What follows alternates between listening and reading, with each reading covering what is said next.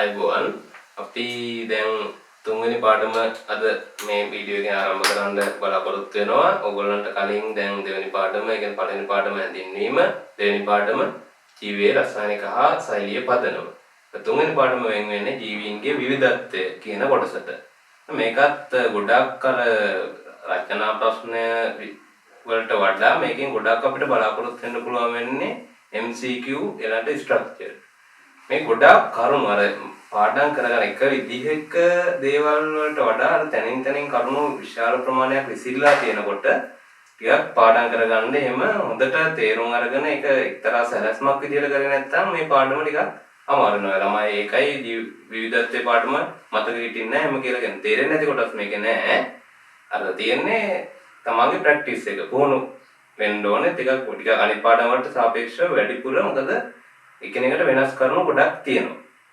කොහොම හරි අද අපි මේ පාඩම ආරම්භයේදී කරන්න යන්නේ ඊටම රසවත් කොටසක්. ඒ කියන්නේ පෘථිවිය ආරම්භයේ ඉඳලා ජීවීන්ගේ ආරම්භය වුණේ කොහොමද? ඊට පස්සේ එක එක යුග තිබුණේ මොනවද පෘථිවියේ ආදි කාලේ ඉඳලා. ඔන්න ඔය වගේ කතා ටිකනේ මුලින් තියෙන්නේ. ඒතර ඒ ටික අපි කරලා එමු. ඒතර ඒකෙත් ගොඩක් වෙලාවට ඕගොල්ලන්ට පේනවා ඇති.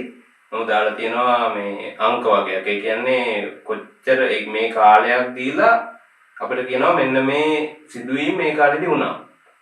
මීට අවුරුදු මෙච්චර ගානකට කලින් මේ සිදුවීම් වෙලා තියෙනවා කියලා. ඒතර එහෙම කිව්වයන් පස්සේ අපි දැනගන්නට ඕනේ හරියට ඒ වර්ෂය කියන්න. MCQ වලට එහෙම කෙලින්ම එන්න පුළුවන් මේ නේද? මේ සිදුවීම කොච්චර කාලයකට කලින් සිදුවීමක්ද කියලා. නැත්නම් ඒවැ ගැළපෙන භාවය ප්‍රකාශ කරන්න. ගැළපෙන නොගැළපෙන බව. හරි. මුලින්ම ජීවීන්ගේ විවිධත්වය යටතේ අපි කතා කරනවා කොහොමද පෘථිවියේ සම්භවය ඔරිජින් එක එර්ත් එකේ.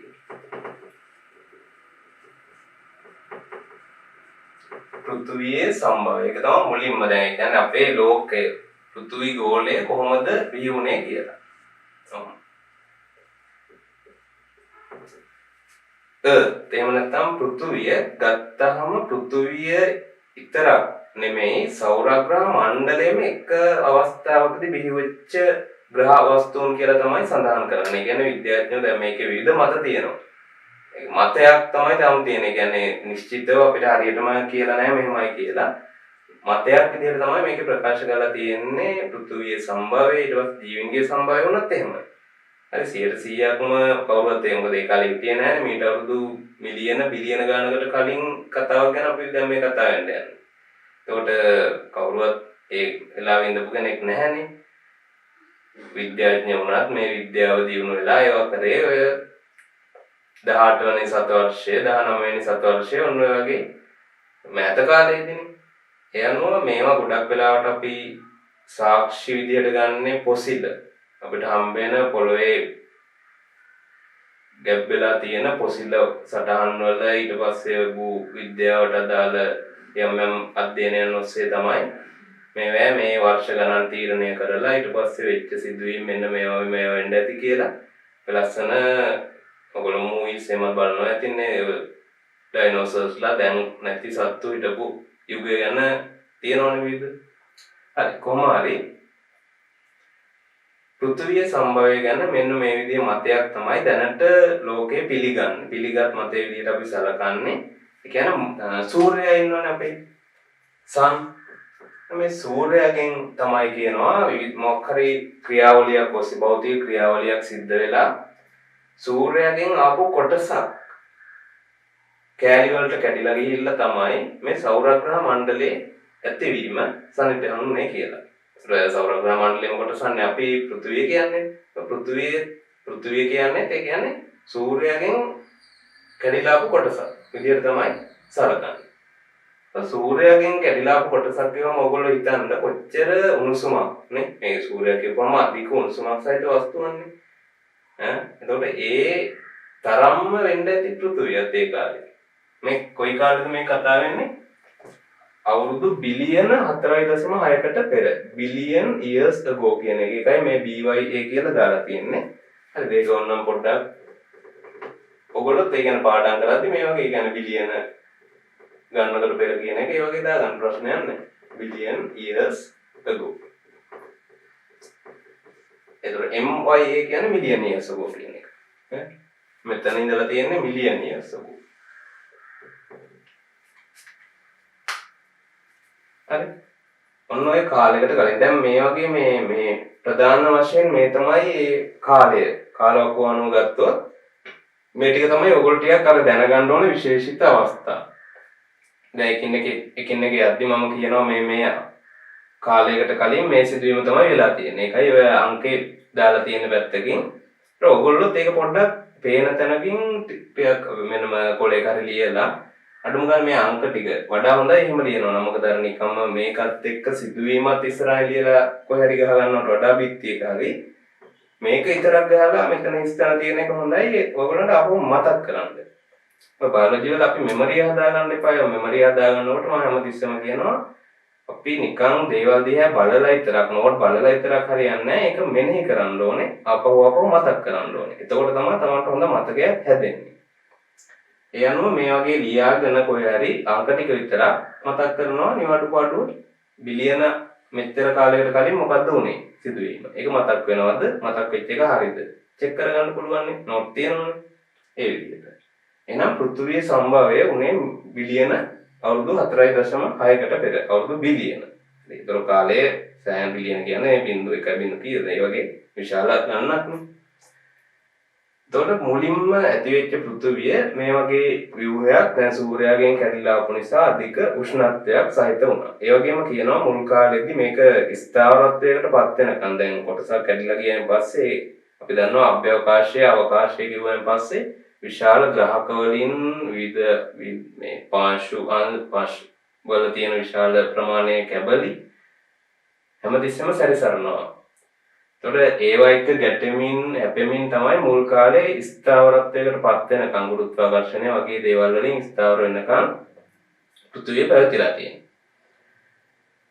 මේ පෘථිවිය කියන්නේ අධික උණුසුම් වස්තුවක් විදිහට තිබිච්ච මේ පෘථිවිය වායු ගෝලයක්. ඒ කියන්නේ මෙයාගේ අවට යම්කිසි තියෙනවනේ ඇට්මොස්ෆියර් කියලා අපි අදට කියන්නේ.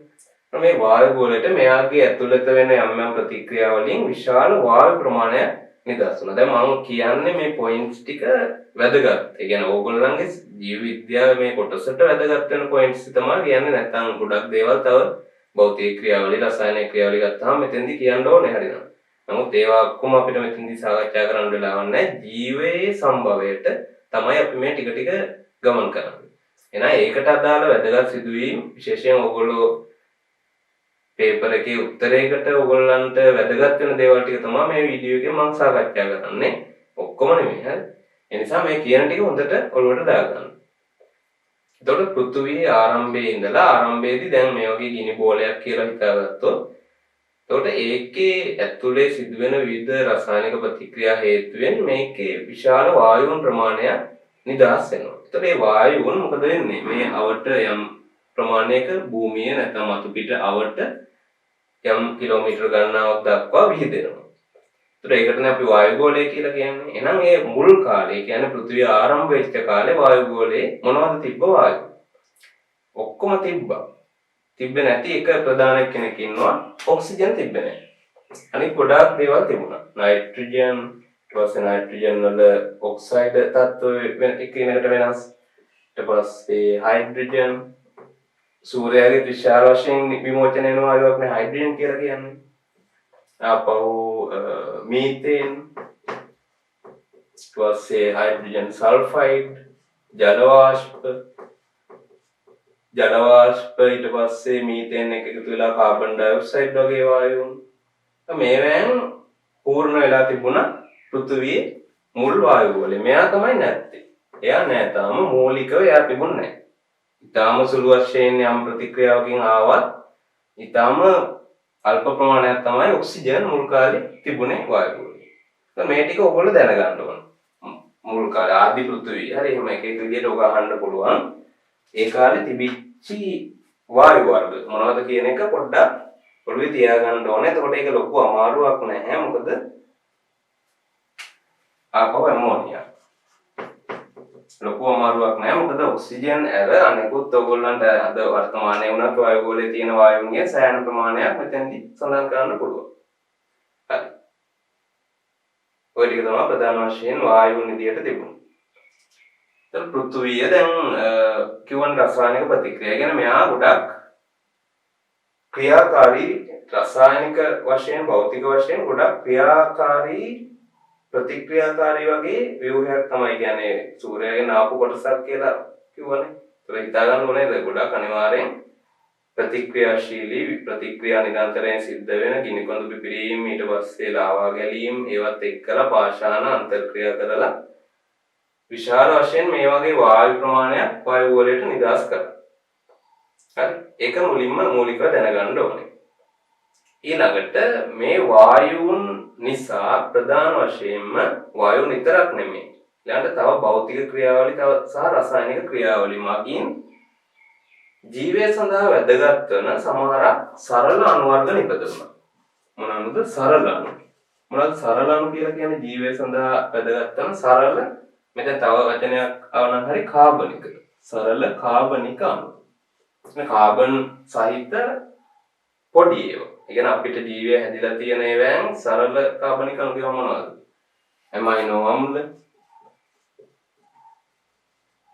ඊට පස්සේ කාබෝහයිඩ්‍රේට් වගේ තත්ත්වය ගත්තොත් මොනොසැකරයිඩ් අපි ඒවා කතා කරා කලින් පාඩමේ. හරි ග්ලූකෝස් වගේ වෙන්න පුළුවන්. මේ මුලින්ම ග්ලූකෝස්ම හැදුනේ නෑ. හරි ග්ලූකෝස් හැදෙන්න කාලයක් ගිහිල්ලා එහෙමනේ ග්ලූකෝස් හැදෙන්නේ. ඒක මූලිකව හැදෙන්න ඇති විවිධ අණු ඒවායින් අහමු ලෙස පරමාණු එකතු වෙලා මේ ස්ට්‍රක්චර්ස් නේ ග්ලූකෝස් ඇමයිනෝ ආම්ල එහෙම කියලා මුලින්ම හරියටම නයිට්‍රජන් එකයි කාබොක්සිල් කණ්ඩ එහෙම සම්බන්ධ නොවුණා. පසු කාලීනව ඒවා ක්‍රමක්‍රමයෙන් මේ බවට පත් වෙන්න ඇති. එහෙනම් මූලිකව මේ සරල කාබනික අණු හැදුනා. මේ වායුන් ඊළඟට තවත් තිබිච්චි පාෂාණමය අංශු මගින් තවත් මූලද්‍රව්‍ය මගින් ඔන්තරම් තියෙනවනේ. ඒවා එකතු වෙලා මේ වගේ සරල අණු හැදුනා. ඒ හැදුනේ කොහොමද කියන එක අපිට මෙතෙන්දි කතා කරන්න වෙනවා.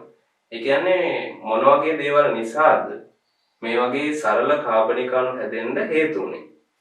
අන්න ඒකටත් පොයින්ට්ස් ටිකක් තියෙනවා. ඒ තමයි මේවා. ගිනි කඳු.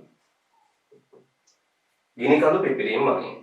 එහෙනම් ගිනි කඳු පිපිරෙනවා කියන්නේ අධික ප්‍රතික්‍රියාකාරීත්වයක් සහිතව තමයි ගිනි කඳක් පිපිරෙන්නේ. ඒක විශාල රසායනික ද්‍රව්‍ය වල පරිසරයට මුදාහැරීමක් සිද්ධ වෙනවා. ඒ වගේම පරිසරයේ දැනට තියෙන මේ වගේ වායු වල දැන් හිතන්න ගිනි කන්දක් මෙහෙම තියෙනවා කියලා. මේ ගිනි කන්දේ පිපිරීමත් එක්කලා මේ අවට තියෙන මුළු වායු ගෝලයේම සමහරක් අණුවල වායු අණුවල පවා ප්‍රතික්‍රියා සිද්ධ වෙලා ඒවෙන් වෙනත් අණු හැදෙන්න පුළුවන්. මොකද මෙතන විශාල ශක්තියක් විමෝචනය කරනවා. දැන් ශක්තියක් විමෝචනය කරනකොට විවිධ ප්‍රතික්‍රියා එතන සිද්ධ වෙන්න පුළුවන්. ඔය දැන් කියන්නේ මේ මොකරි දෙයක් දහනය වෙනකොට උනත් දැන් මදුරු කොයිල් එකක් ගත්තාම මදුරු කොයිල් එකේ නැති සමහරක් රසායනික සංයෝග සමහරක් නෙවෙයි අතිවිශාල ප්‍රමාණයක් රසායනික සංයෝග ඒක දහනය කරද්දී විමෝචනය වෙනවා. ඒකනේ ඒවා විෂය කියලා කියන්නේ. මදුරු කොයිල් එකක් ගත්තාම මේකේ තියෙන අංශු වලින් අපිට බෑ තීරණය කරන්න. ඒක පිලිස්සනකොට ඒක දැවෙනකොට බාහිර වායු ගෝලයේ කොච්චර ප්‍රමාණයක් අලුත් අණු අපි දන්නවත් නැති අණු නිපදෙනවද කියන එක. ඒ වගේ දහනය වෙනකොට විශාල වෙනස් අණු වර්ග හැදෙනවා ඒ පිටවන ශක්තිය නිසා. ඒක එක හේතුවක් වුණා ඔය වගේ සරල කාබනික අණු හැදෙන්න.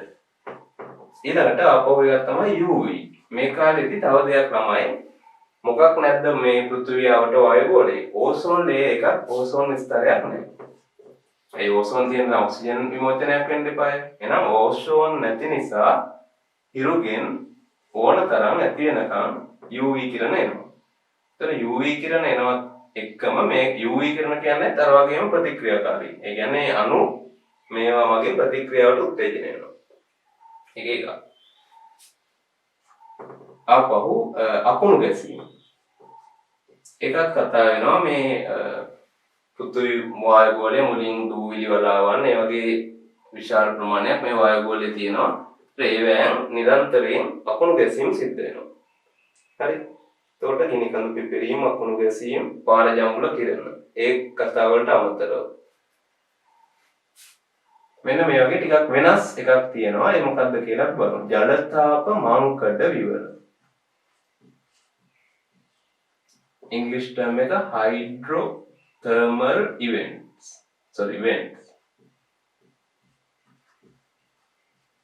ආය ශාරීය මේ දෙකම ලොකු වෙනසක් නැහැ. ශාරීය මංකඩ විවර. alkaline vents.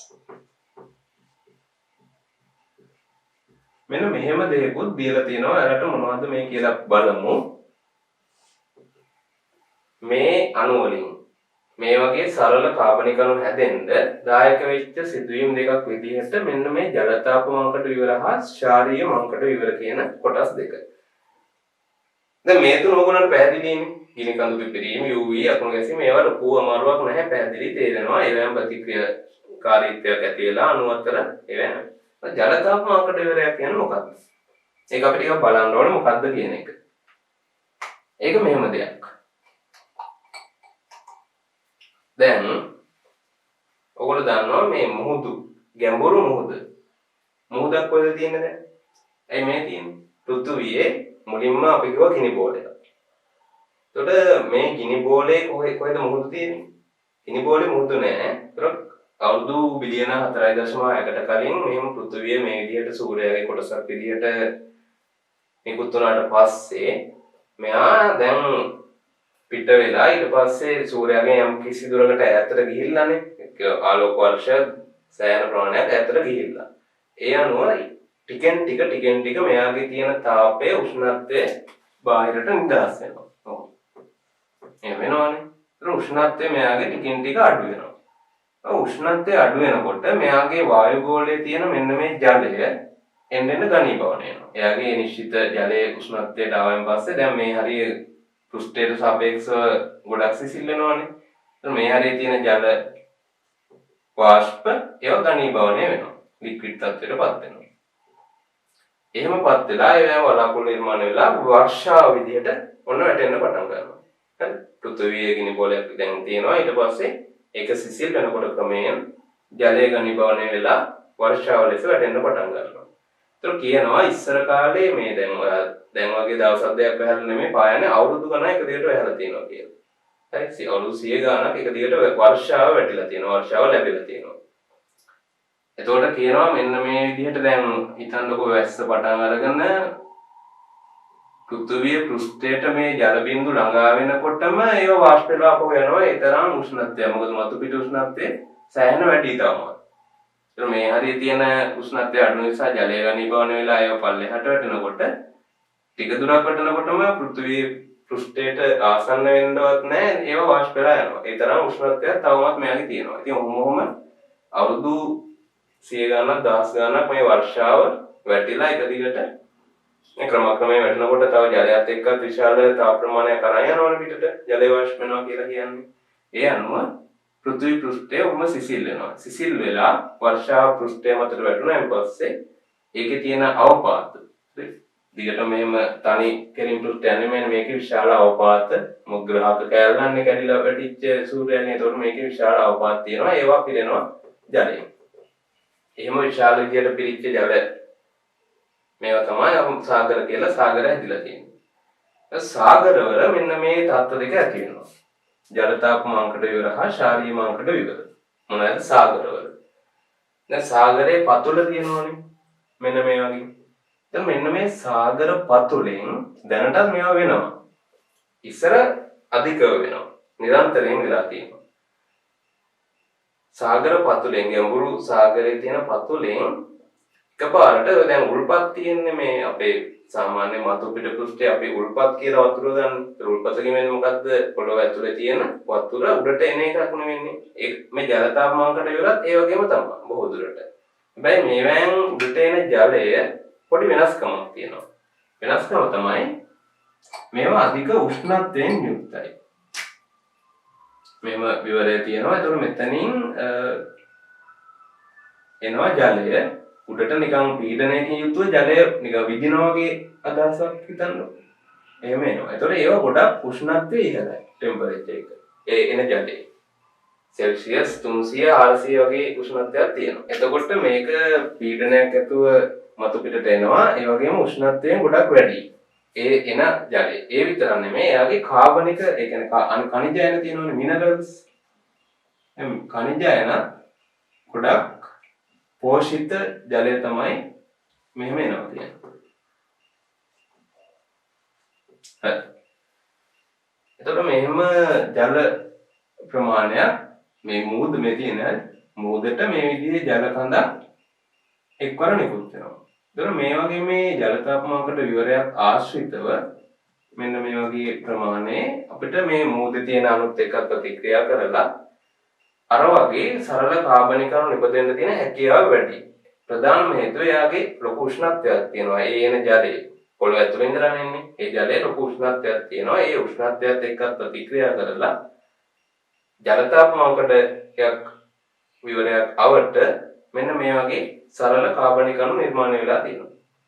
දැනට විද්‍යාඥයෝ මේව හොයාගෙන මේව පරීක්ෂණ කරායින් පස්සේ මේ ජල තාපමානකට විවරයක් අසල ඇමයිනෝ අම්ල ඊට පස්සේ ග්ලූකෝස් වගේ කාබනික ද්‍රව්‍ය වල සරල අණු වර්ග නිරන්තරයෙන් මෙතන සකස් වෙනවා නිර්මාණය වෙනවා.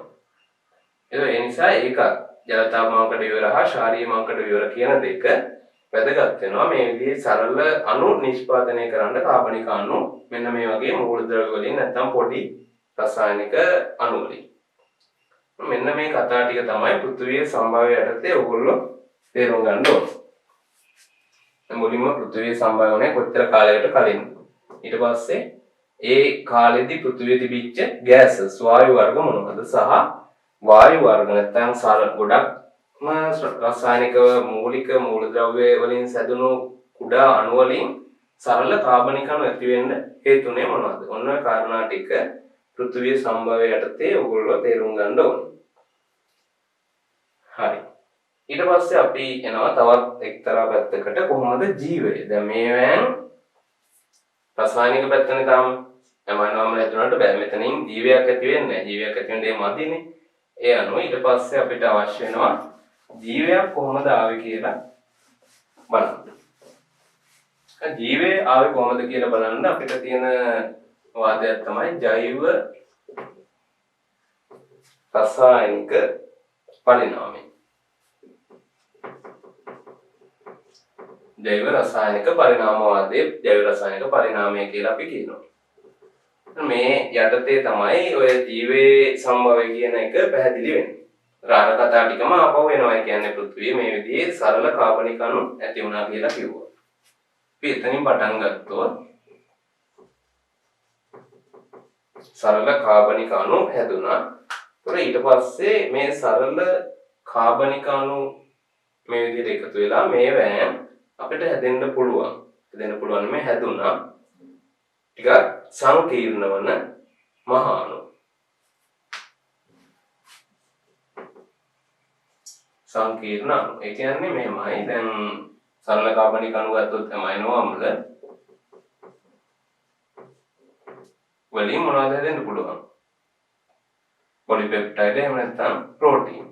එනිම ප්‍රෝටීන් කියලාම දාමු. අන්න ඔය වගේ සරල කාබනික අණු මෙතන හැදුනායින් පස්සේ ඒ අණු විශාල වශයෙන් එකතු වෙලා ඒවෙන් හැදෙනවා ඒවට අදාළ සංකීර්ණ අණු. දැන් මෙන්න මේ සංකීර්ණ අණු වැදගත් වෙනවා ජීවියේ ඇති වෙන්න නැත්නම් ජීවි සෛලයක් මුල් වලට ඇති වෙන්න. ඒ ජීවි සෛලයක් මුලින්ම ඇපිය වුණේ කියන්නේ මුලින්ම ඇති වුණේ කොච්චර කාලයකට කලින් කියලාද අපි කියන්නේ මෙන්න මේක දෙවෙනි එට මම දාලා තියෙන්නේ මුලින්ම සෛලයක් ජීවි සෛලයක් ඇති වෙන අවස්ථාව. අවුරුදු බිලියන 3.5කට කලින් 3.5 billion years ago BYA කියන්නේ ඒකයි. එහෙනම් මේ කාලයකට කලින් තමයි ජීවි සෛලයක් බවට කියන්න පුළුවන් ව්‍යුහයක් ඇති වෙන්නේ. ඒක ගොඩක් අධ්‍යයනයන් මගින් පොසිල අධ්‍යයනය මගින් තමයි මේ කාලයන් නිර්ණය කරලා තියෙන්නේ. ඒතර රසායනික විද්‍යාව, භෞතික විද්‍යාවේ, භූ විද්‍යාවේ වගේ ගොඩක් පැති වලින් ලැබෙච්ච සාක්ෂි විමසලා ඒ අවශ්‍ය පරීක්ෂණ කරලා තමයි සෛලේ ඔය සම්භවයක ගොඩක් අමාරු වෙන්න ඇති නේද දැන්. ඩයිනෝසරයෙක්ගේ පොසිලයක් අරගෙන එයා ජීවත් වෙච්ච කාලය බලන්න නම් ලොකු අමාරුවක් නැහැ. හැබැයි සෛලයක කොයි කාලෙද මුලින්ම ඇති වෙච්ච සෛලේ ඇති උනේ කියලා බලන එක සෑහෙන අමාරු ක්‍රියාවලියක්. හරි. මොකද ගොඩක් සාක්ෂි වලට අඩු වෙන සෛලයක ගත්තම ගොඩාක් ප්‍රමාණයක් මේක. ලොකු සතෙක් වගේ නෙමෙයි. හරි. එතකොට මේ කාලය අපි දැනගන්න ඕනේ. ඊට පස්සේ අර සරල කාබනික අණු වලින් සංකීර්ණ අණු හැදිච්ච විදිය දැනගන්න ඕනේ. ඒ වගේම මේ ජෛව රසායනික පරිණාමවාදය අපි කියනවා ප්‍රධාන අධීර 4කින් විස්තර කරනවා කියලා. ඒ කියන්නේ ජෛව රසායනික පරිණාම නැත්තම් වෙන විදිහකින් කිව්වොත් අර ජීවයක් නැති පෘථිවිය සම්භාව්‍ය වුණාන් පස්සේ එතන ජීවයක් නැති පෘථිවියේ ජීවයක් ඇති උනේ කොහොමද කියන කතාව. නැත්නම් ජෛව රසායනික පරිණාමය. මෙන්න මේ ක්‍රියාවලිය පියවර 4කින් විද්‍යාඥයෝ දක්වලා තියෙනවා, විස්තර කරලා තියෙනවා. ඒ පියවර 4 අනිවාර්යෙන් හොඳට ඕගොල්ලන්ගේ ඔළුවට දාගන්න තියෙන්න ඕනේ මොනවද මේ පියවර 4 කියලා. පළවෙනි එක තමයි පෘථුවියේ තියෙන ඒ කාලේ තිබිච්ච අපි මේක කතා කරා මේ අමාරු දෙයක් නෙමෙයි මේ අධීර 4ක් කියන්නේ. ඔය කතාවම තමයි සරල කරලා පොයින්ට් 4කට දාලා තියෙනවා වගේ. මුලින්ම අපි කතා කරා පරිසර තත්ත්ව අණු. ඒ කියන්නේ පෘථිවියේ ඒ කාලේ පැවතිච්ච පරිසර තත්ත්ව අණුව සරල අණු නිර්මාණය වුණා. සරල කාබනික අණු නිර්මාණය වුණා. ඒ අපි කතා කරේ අර වගේ අර උෂ්ණත්වය මේ වගේ මේ හේතු නිසා ගිනි කඳු UV ඒ වගේ හේතු නිසා අර වායුන් වලින් ඊට පස්සේ පාෂාණමය අංශු වලින් පොඩි මූලද්‍රව්‍ය වලින් එකතු වෙලා මේ වගේ සරල කාබනික අණු හැදුණා කියලා මැදෙන්න පුළුවන්. ඒකට ඒ සරල කාබනික අණු දෙවෙනි පියවර තමයි මේ පළවෙනි පියවර. ක්ලියර්? දෙවෙනි පියවර තමයි මෙන්න මේ කිව්වේ එක. අපහුව ඒවමයි කියන්නේ. හරි. සරල අණු වලින් මොනවද හැදුණාද? සංකීර්ණ අණු හැදුණා. නැත්නම් අපිට කියන්න පුළුවන් මහා අණු. අපි ඒක දැන්ටත් පාවිච්චි කරන වචනයක්. ඒ කියන්නේ ඇමයිනෝ අම්ල ප්‍රෝටීන වගේනේ. ඊට පස්සේ නියුක්ලියෝටයිඩ් දැන් සීනි කාණ්ඩයක්, නයිට්‍රජනීය භස්ම කාණ්ඩයක්, ෆොස්ෆේට කාණ්ඩයක් කියන මේ තුන එකතු වෙලා හැදෙනවා නියුක්ලියෝටයිඩ්. නියුක්ලියෝටයිඩ් මේ බහුවවීකරණය වෙලා නැත්නම් ඒවා එකට එකතු වෙලා RNA DNA හැදෙනවා. DNA හැදෙනවා මොනවෙන්ද? නියුක්ලියෝටයිඩ් වලින්. ඒක තුන්වෙනි පියවර. දෙවෙනි පියවර. හරි. තුන්වෙනි පියවර තමයි මේ විදිහට හැදිච්ච සංකීර්ණ අණු. එහෙම නැත්නම් මහා අණු වට කරලා පටලයක් ඇති වෙනවා. හරි මහා අණු වට පටලයක් ඇති වෙනවා. දැන් හිතන්නකෝ ඔන්න DNA RNA ටික මෙහෙම තියෙනවා. ඊට පස්සේ ප්‍රෝටීනමය යම් ව්‍යුහ ටික මෙහෙම තියෙනවා. දැන් මොහොම තියෙන තැනක පටලයක් ඇති වෙනවා. මේ පටලය බොහෝ දුරට ලිපිඩමය පටලයක්. මේක තමයි සෛල. මුලින්ම ඇති වෙච්ච සෛලය මෙහෙමයි. ඒක මීට වඩා සංකීර්ණ වේගයක් නෑ. හරි? මේ මහා අණු ටිකක් වට කරගෙන ප්‍රධාන වශයෙන් RNA නැත්නම් DNA RNA මුලින්ම අපි කියන්නේ RNA තමයි මුලින්ම ජීවීන්ගේ තිබිච්ච ප්‍රවේණික ද්‍රව්‍ය කියලා. හරි? ඔන්න ඔය විදිහේ සෛලයක් ඇති වෙනවා. මේකට අපි කියනවා ප්‍රාක් සෛලය කියලා. ඒ මුලින්ම ඇති වෙච්ච සෛලයෙන් ප්‍රාක් සෛලය කියලා කියනවා. ඊට පස්සේ මේකේ තියෙන RNA වලට ප්‍රධාන වශයෙන් RNA වලට ප්‍රතිවලිත වීමේ හැකියාව තියෙනවා. ඒතර RNA ප්‍රතිවලිත වීමෙන් මේකේ තියෙන ප්‍රවේණික තොරතුරු නව සෛලයකට ගමන් කිරීම. නැත්නම් නව සෛලයක් ඇති වීම. ඔන්න පියවර 4. මොනවාද පළවෙනි පියවර? පෘථිවියේ තිබෙන පරිසර තත්ත්ව යටතේ මූලද්‍රව්‍ය ප්‍රතික්‍රියා කරලා යම් සරල ගොඩක් සරල අණු ප්‍රතික්‍රියා කරලා සරල කාබනික අණු නිර්මාණය වීම. ඒ කියන්නේ මොනවද? ඇමයිනෝ අම්ල, ග්ලූකෝස් ඒ වගේ ඒවා. ඊළඟට සරල කාබනික අණු වලින් සංකීර්ණ අණු ඇතිවීම. එනවා මහා අණු ඇතිවීම. එනවා ඇමයිනෝ අම්ල වලින් ප්‍රෝටීන ඇතිවීම වගේ උදාහරණ. තුන්වෙනි පියවර තමයි ජෛව රසායනික පරිණාමවාදයේ මේ ඇතිවෙච්ච සමානු පටලයක් ඇති වෙලා ප්‍රාක් සෛලය බිහිවීම. හතරවෙනි එක තමයි මේ ප්‍රාක් සෛලයේ තියෙන RNA වලින් ප්‍රතිවලිත වීමේ හැකියාව ලැබිලා ඒ සෛල වලින් නව සෛල නිපදවීම. ඒකත් තියෙන්න එපා පියවරකට. මොකද එහෙම වුණේ නැත්නම් මේ සෛල මෙතනින් හැදිලා විනාශ වෙලා ගියොත් ආයේ සෛලයක් නැහැ නේ. මෙයාගේ යම් කිසිල දැන් මේක ඔයාලා හිතන්න එපා දැන් මේ පියවර ටික ගානට ලස්සනට එකක් පස්සපස්ස එකක් වුණා කියලා. හමු සිද්ධි ගණනාවක ප්‍රතිඵලයක් අනුව එකක් මෙහෙම වෙනවා.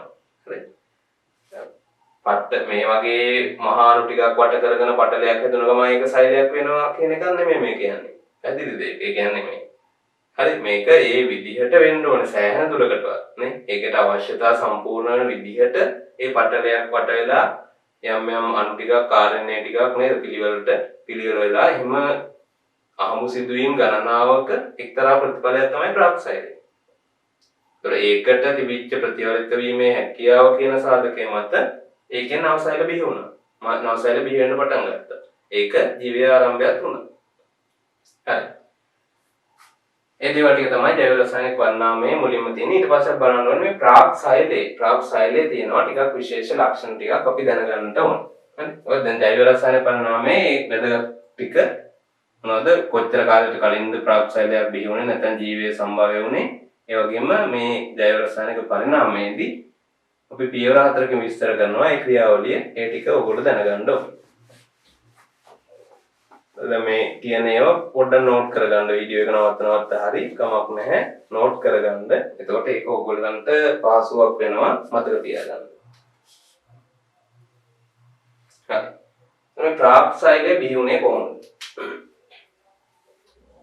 අපි කිව්වා මුලින්ම අර පෘථිවියේ තිබ්බ මේ වගේ අවපාත වලට වැස්ස වැටිලා ඒ හේතුවෙන් ඒවැ සාගර නිර්මාණය වුණා කියලා. මූලිකව මේ පෘථිවියේ තිබිච්ච සාගර අර ක්‍රියාවලිය සිද්ධ වෙනවනේ දැන්. මොනවද? ගිනි කඳු පිපිරීම, ඊට පස්සේ ඒවැ ලාවා ගැලීම, ඊට පස්සේ අකුණු ගැසීම්, UV ඒ වගේ විශාල ක්‍රියාවලිය සිද්ධ වෙනවා. දැන් මේක නව්‍ය විදිහට අලුතින්ම ආපු පෘථිවිය. ඒ කියන්නේ හොඳ නේ බ්‍රෑන්ඩ් නිව් කියලා අපි කියන්නේ. බ්‍රෑන්ඩ් නිව් පෘථිවියට වැස්ස වැටිලා තමයි මේ සාගර දැන් හැදිලා තියෙන්නේ. එතකොට මේ සාගරවල විශාල වශයෙන් තියෙනවා විවිධ අලුත් නේද මොනවාද? කෙමිකල්ස්, රසායනික ද්‍රව්‍ය. රසායනික නැත්නම් පරමාණු කියලා කියන්නකො. පරමාණු වර්ග නැත්නම් අර විවිධ පාෂාණමය අණු පොඩි අණු වර්ග, ඊළඟට වායු දී වෙච්ච විවිධ වායු වර්ග වගේ සෑහෙන දේවල් වලින් මේ ආදි සාගර සම්පූර්ණ වෙනවා. එතකොට මෙහෙම තියෙන සාගරයට අපි විශේෂ නමක් කියනවා ආදි සූපය කියලා. සූපය කියන්නේ කන පොන දේවල් වලට සූපවේදී කියලා එමත් කියන්නේ නේද? ඒ වගේ නිකන් අර ඒ කියන්නේ මේකේ තිබුණ ගොඩක් පෝෂණීය ගතියක් තිබුණා මේ මුල් කාලේ පැවතිච්ච සාගරවල. දැනුත් එහෙම තියෙනවා මේ සාගරවල විශාල අණු ප්‍රමාණයක් දී වෙලා තියෙනවා අංශ ප්‍රමාණයක්. ඉස්සර ඊටත් වඩා වැඩි ගොඩක් පෝෂණීයයි. ඒ කියන්නේ කාබනික අණු වල එහෙම දියුණුවත් එක්කලා අර ගිනි කඳු පිපිරීම මේ වගේ ප්‍රතික්‍රියා නිසා කාබනික අණු ඇති වෙනවනේ ඒවත් එක්කලා හොඳ තත්ත්වයක් තිබුණා ඒ කාලේ සාගරවල. ඒතර ඒක උදව්වක් වුණා මෙන්න මේ ප්‍රාක්සයිලය බිහි වෙන්නට. ඒ ඕන තරම් කාබනික අණු තියෙනවා ඒව වටා නිරන්තරයෙන් මේ විදිහේ පටල ඇති වෙලා තර අවස්ථාවක මේ RNA ටිකක් එක්කලා තවත් ප්‍රෝටීනමය දේවල් තියෙන මේ වගේ ව්‍යුහයක් සෛලය කියලා ඇති වුණා. මේ කොච්චර කාලයකට කලින්ද? අවුරුදු 3.5කට බිලියන 3.5කට කලින්. හරි. ඒතකොට ඔය සෛලය ගත්තාම ඔක පටල වලින් වටලා කියලා කිව්වනේ. පටලේ මම කිව්වා මොන වගේ පටලයක්ද? ලිපිඩමය පටලයක්. පටලේ හැමතිස්සෙම දැන් අද තියෙන සෛල වලට සමානයි. ලිපිඩමය පටලයක් විදිහට තමයි පටලය ක්‍රියා කරන්නේ. මෙන්න මේ තත්ත්වය කියන්නේ මේක ගොඩක් ඉදිරිපත් කළේ පරීක්ෂණාත්මකව හැල්ඩේන් කියන විද්‍යාඥයා. ප්‍රාක්සයිලය ගැන නැත්නම් ජෛව රසායනික පරිණාමය ගැන කියනකොට මේ නමත් ඔයගොල්ලෝ සඳහන් කරන්න අනිවාර්යෙන්. ආදි සූපයක් තුල තමයි මහාණු ප්‍රමාණයක් පටලයකින් වට වෙලා ප්‍රාක්සයිලය මුලින්ම ඇති වුණේ කියන මතය මුලින්ම ඉදිරිපත් කළේ හැල්ඩේන් කියන විද්‍යාඥයා. එයා මේ විදිහේ මතයක් ඉදිරිපත් කළා සෛලය ගැන. මෙයා කොයි වගේ කෙනෙක්ද? ඒක අපි බලන්න ඕනේ. හරි. ප්‍රාක්සයිලය කොයි වගේ කෙනෙක්ද? එයාගේ මොකද්ද පෝෂණ ක්‍රමය? හරි. මෙයා වායු ගැන කිව්වොත්, ශ්වසනය ගැන කිව්වොත් කොයි වගේද? අනිවාර්යෙන් එයා නිර්වායු වෙන්න ඕනේ. ඒකට හේතුව වායු නම් අපි ඔක්සිජන් තියෙනවනේ. එතකොට මෙතන ඔක්සිජන් නැහැ තාම පරිසරේ. ඒ අනුව මුලින්ම ඇති වෙච්ච ජීවියා නිර්වායු විෂම පෝෂී කෙනෙක්. කියලා අපි කියන්නේ. නිර්වායු විෂම පෝෂී කෙනෙක්. ඊළඟට මෙයාගේ RNA තමයි ප්‍රවේණික ද්‍රව්‍ය විදිහට මම මේ ලකුණු කරලා තියෙන විදිහට RNA තමයි ප්‍රවේණික ද්‍රව්‍ය විදිහට ක්‍රියා කරේ. RNA වලට තියෙනවා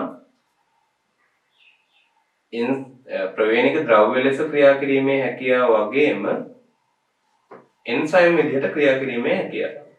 ඒක අපිට RNA ඔය දැන් ඉස්සර පාඩම් වලට යද්දී සම්බන්ධ වෙනවා අර DNA වලට නම් යම් එන්සයිම් ඕනේ තමන්ගේ ක්‍රියාවලියට උදව් වෙන්න. තියෙන ප්‍රතිවර්තයෙන් ඔය ගත්තාම. හැබැයි RNA ප්‍රතිවර්තයට එහෙම ඕනේ තමන්ම ඒ වැඩ ටික කරගන්නවා. යනවා එන්සයිම් වල අවශ්‍යතාවයකින් නැතුව RNA වලට පුළුවන් ප්‍රතිවර්ත වෙන්න. ඒක උදව්වක් වෙනවනේ මෙයාට. මොකද එන්සයිම් වගේ අර සංකීර්ණ ව්‍යුහ මේ නිර්මාණයක් එතෙන්දී වෙන්නේ නැහැ. මොකද මූලික සෛල නිසා.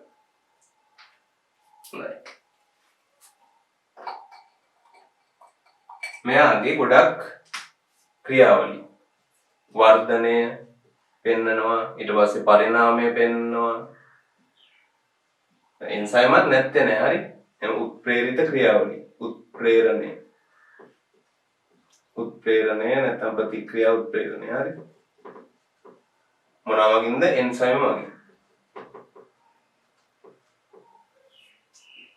එන්සයිමත් යම් දුරකට තියෙනවා ඒ අනුව ඒවෙන් යම් ප්‍රතික්‍රියා උත්ප්‍රේරණය කිරීම සිද්ධ වෙනවා වර්ධනය පරිණාමය වගේ ක්‍රියාවලිය මෙයා පෙන්නනවා කවුද මෙයා කියන්නේ ප්‍රාක්සයිලය වර්ධනය ප්‍රතිවලිතය අනිත් එක මගේ අනුන එක ප්‍රතිවලිතය කියන කරුණු ටික මෙයා පෙන්නනවා දැන් මොනවද කිව්වේ ප්‍රාක්සයිලය ගැන ප්‍රාක්සයිලය ඇති වුණේ කොහොමද ආදි සූපේ තමයි ප්‍රාක්සයිලය මුල් වලට ඇති වුණේ. ඒතර මේක කොහොමද කාබනික මහාණු මොනවා වගේද පටලයක් මගින් ලිපිඩමේ පටලයක් මගින් වට වෙලා තමයි මුල්මින් ප්‍රාක්සයිලය බිහි වුණේ. ඒ අවුරුදු 3.5කට බිලියන කලින්. මේක ඉදිරිපත් කළ විද්‍යාඥයාගේ නම ඊට පස්සේ සෛලය කොයි වගේද කියන එක RNA තමයි මෙයාගේ ප්‍රවේණික ද්‍රව්‍ය විදිහට ක්‍රියා කරේ. එයාට පුළුවන් වුණා ප්‍රතිවලිත වීමටත් ඒ වගේම එන්සයිමයක් විදිහට ක්‍රියා කරන්න. ඒ කරුණු ටික කියන්න ඕනේ. ඊට පස්සේ කියන්න ඕනේ මේ සෛලයෙන් තිබිච්ච මේ ක්‍රියාවලිය. හරි. මෙයාට තිබිච්ච ක්‍රියාවලිය මොනවද? මෙයාට හැකියාව තිබිච්ච ක්‍රියාවලිය මොනවද කියන එක එයා මේක විස්තර කරනකොට කියන්න ඕනේ ප්‍රාක්සයිලය. ඒතර මම දාලා තියෙනවා ඔයගොල්ලන්ට. හරි. දැන් එකපාරට සමහරට මේ ටියුට් ටික ඊට පස්සේ නිබන්ධන ටික එකපාරට ඔයගොල්ලන්ගේ වීඩියෝ එකට ඇඩ් වෙන්න උනා. දවස් කිහිපයක් යද්දී අනිවාර්යෙන් චෙක් කරන්න. අපි ඒක අර මම හදන පිළිවෙලට ඒ ටික දානවා. ඔයගොල්ලන්ගේ පේපර්ස් ප්‍රශ්න වලට උත්තර ලියන්න පුළුවන්. එතකොට ඒ වගේම අමතරව නෝට්ස් මොනවාරි සටහන් වීඩියෝ එකට පල්ලෙහාන් ලින්ක් විදියට දානවා. ඒතර ඔයගොල්ලෝ ඒවා බලන්න. මේකෙත් මම අදලා තියෙනවා ප්‍රශ්න ටිකක්. ඒ වගේම මේකේ තියෙනවා ප්‍රාක්සයිලය ගැන කෙටි සටහනක් ලියන්න දාලා තියෙනවා. ඒතර ඒක ඔයගොල්ලෝ ලියන්න උත්සාහ කරන්න මේ කිව්ව කරුණු ටිකත් එක්කලා. මෙන්න මේ කියන කරුණු ටික ප්‍රධාන වශයෙන් ප්‍රාක්සයිලය ඇතිවීමේදී ජීවීන්ට මේ ජීවියාගේ තිබිච්ච ලක්ෂණ විදියට අපි දකිනවා අර වර්ධනය ප්‍රතිවලිතය පරිණාමය ඊළඟට එන්සයිම ප්‍රතික්‍රියා උත්ප්‍රේරණය කියන එන්සයිමීය ප්‍රතික්‍රියා උත්ප්‍රේරණයත් මෙයාගේ දකින්න පුළුවන්කම තිබුණා. ඒතර ඔය කරුණු ටික තමයි ප්‍රධාන වශයෙන් ප්‍රාක්සයිලයට අදාළව කියන්න තියෙන්නේ. ඊට පස්සේ ආපහු ප්‍රාක්සයිලයට තිබුණ ප්‍රතිවලිතමය හැකියාව කොහොමද ප්‍රතිවලිත හැකියාව වෙන්නේ කියන එක පොඩ්ඩක් අපි කිව්වොත් මෙතෙන්දී දැන් සෛලයට මෙහෙම දෙයක් වෙනවා. ලිපිඩ කිව්වම ඔයගොල්ලෝ දන්නවනේ අපි කලින් පාඩමේ කතා කරලා තියෙනවා ෆොස්ෆොලිපිඩ වලින් හැදිච්ච පටලයක් තමයි මෙතෙන්දී දායක වෙන්නේ මෙයාගේ පටලය හදන්න. ඒතර මේකදී අපි කියනවා මේ මිසෙල්ලා කියලා වචනය. මේක බහුවර්ණ කාර්යයක්වත් ඔයගලන්ට ඕන වෙන්න පුළුවන්. මිසෙල්ලාවක් කියන්නේ ඔය වගේ කියන්නේ නිකන් ලිපිඩ ලිපිඩ වලින් හැදිච්ච යම්කිසි පටල කොටසක් වගේ. ඒත් හිතන්න මේ වගේ තැනකට ඔය වගේ මිසෙල්ලා එකක් ඒ කියන්නේ මිසෙල්ලාවක් එකතු වුණා. එකතු වෙන්න ඒ වගේ මිසෙල්ලා එකතු වෙලා පටලය හරි මේ වගේ කියන්නේ මිසෙල්ලා එකක්. ඒක ඒ වගේ කොටසක් එකතු වුණාන් පස්සේ පටලය දික් වෙනවා. එහෙම නැත්නම් පටලය විශාල වෙනවා. නේද? ප්‍රමාණය වැඩි වෙනවනේ. ඒකම සෛලය ප්‍රමාණයෙන් වැඩි වෙනවා ටිකින් ටික. ඔය වගේ යනවා. එහෙම වෙලා අවශ්‍ය ප්‍රමාණයට වඩා සෛලය පටලේ විශාල වෙනකොට මොකද වෙන්නේ? RNA වලට ප්‍රතිවලිත හැකියාවක් තියෙන නිසා සෛල දෙකකට බෙදෙනවා. මේක දිගින් දිගට ලොකු වෙලා අලියෙක් වගේ ලොකු වෙන්නේ නැහැ. සෛල දෙකකට බෙදෙනවා. ඒකේ RNA ටික තියෙනවා. ඔය විදිහට මහාණුත් තියෙනවා. මේක තවත් කියනවා. ඒ කියන්නේ ප්‍රතිවලිතය වෙන්නේ කොහොමද කියන එක. අලුතින් අර පටලයට මිසෙල්ලා එකතු වීම නිසා පටලය විශාල වෙනවා. එහෙම විශාල වෙලා ඒක දිගින් දිගටම විශාල වෙවි යන්නේ ලොකු වෙනකන්. ඊට පස්සේ මොකද වෙන්නේ? RNA ප්‍රතිවර්ත වීමේ කේවත් තියෙනින්ද RNA ප්‍රතිවර්ත වෙලා සෛල දෙකකට ගමන් කරනවා. ඔන්න ඔය ටික ප්‍රාක්සයිලේ කතාවේදී එහෙම නැත්නම් ජෛව රසායනික පරිණාමවාදයට අදාළව ඔය කරුණු ටික කියන්න ඕනේ. ආදිසූපයෙන් ඇතිවීමේදී ඉඳලා හරි ආදිසූපයෙන් මේ පටලය වලින්මට වෙලා ප්‍රාක්සයිලේ ඇතිවීමේ කතාවේ ඉඳලා ඔය දේවල් ටික විස්තර කරන්න ඕනේ. එතකොට ඒකට මම ප්‍රාක්සයිලේ කියලා ප්‍රශ්නයක් දාලා තියෙනවා. ඒකට උත්තරේ ලියන්න තියලා ඒකට මාකින් එකක් බලන්න මාකින් එකක් මම දානවා. හරි එතකොට දැනට අපි කතා කරා පෘථිවියේ සම්භාව්‍ය වුණේ කොහොමද ඊට පස්සේ ජීවීන් සම්භාව්‍ය වුණේ කොහොමද සහ ප්‍රාක්සයිලයට අදාළ වැදගත් කරුණු ටික. ඊට පස්සේ ඊළඟ ක්‍රියාවලිය තමයි දැන් මේක හරි 4.6 හරි 3.5 හරි ඊළඟට එන එක තමයි 2.7කට කලින් අවුරුදු බිලියන 2.7කට කලින් මොකක්ද උනේ? මේකෙදි තමයි මුලින්ම ප්‍රභා සංශ්ලේෂක ජීවීන්ගේ බිහිවීම. හරි ප්‍රභා සංශ්ලේෂක ජීවීන් මුලින්ම ලෝකයේ ඇති වුණේ අවුරුදු බිලියන 2.7කට කලින් කියලා කියනවා. කවුද ඇති වෙච්ච මුල්ම ප්‍රභා සංශ්ලේෂක ජීවීන්? එහෙම වුණොත් මුලින්ම ඇති වෙච්ච ප්‍රභා සංශ්ලේෂක ජීවීන් තමයි ඔයගොල්ලෝ දන්නවා සයනොබැක්ටීරියා. ඒ කියන්නේ දැන් ප්‍රාක්සයිලේ මෙහෙම ආවනේ. ඒතර මෙයා ගොඩක්ම නෑදෑකම් දක්වන්නේ ගොඩක්ම ඥාතිත්වය දක්වන්නේ බැක්ටීරියා. ඒ කියන්නේ ප්‍රාග්නස්ටික සෛලවලට. එතකොට ප්‍රාග්නස්ටිකයෝ මේ විදිහට යම් විදිහටනේ දිගින් දිගටම අවුරුදු ගණනාවක් තිස්සේ ඒගොල්ලෝ පරිණාමය වෙලා බැක්ටීරියා වගේ දේවල් ඇති වෙලා කොහෙද ඇති වෙන්නේ තාම ආදිසූපේම තමයි. ඔය වගේ ඇති වෙලා සෛලීය මට්ටමේ ජීවීන් ඒගොල්ලන්ගෙන් ඇතිවෙච්ච යම්කිසි විකරණයක් නිසා කාගේද බැක්ටීරියාවන්ගේ බැක්ටීරියාවන්ගේ ප්‍රවේණික ද්‍රව්‍ය වල ඇතිවෙච්ච යම් විකරණය වීමක් නිසා නැත්නම් විකෘතියක් නිසා ඇති වුණා සයනොබැක්ටීරියා.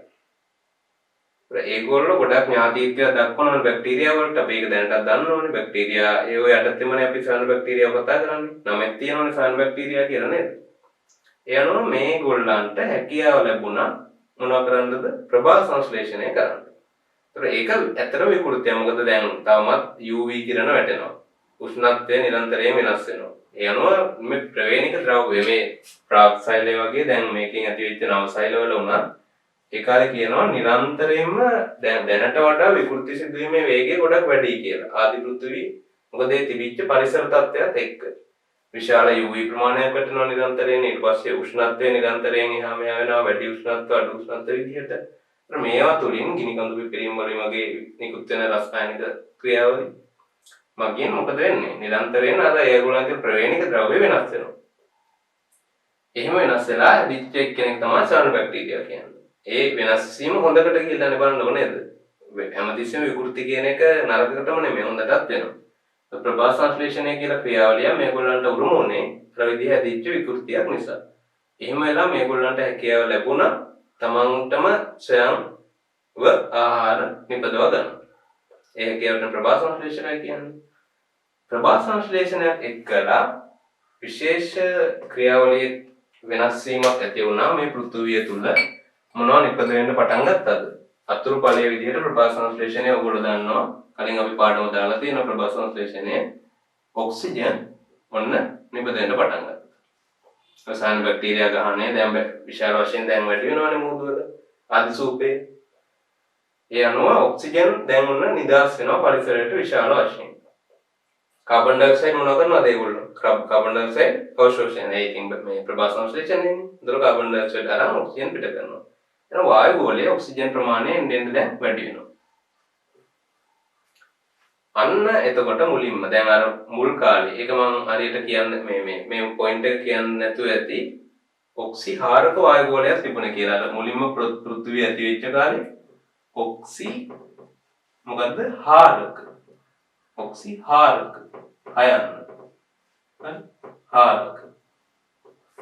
ඔක්සිහාරක වායු ගෝලයක් තමයි මුලින්ම පෘථිවියේ තිබුණේ කියන ඔක්සිජන් රහිත. හැබැයි දැන් ටික ටික මොනවා වෙන්න ගන්නවද? සයනොබැක්ටීරියාවන්ගේ වර්ධනයත් එක්කලා වායු ගෝලයේ ඔක්සිකාරක වායු ගෝලයක් බවට පත් වෙන්න ඕන පටන් ගන්නවා. දැන් අවුරුදු 1.7කට කලින් බිලියන ප්‍රභා සංශ්ලේෂක ජීවීන් ඇති වෙනවා.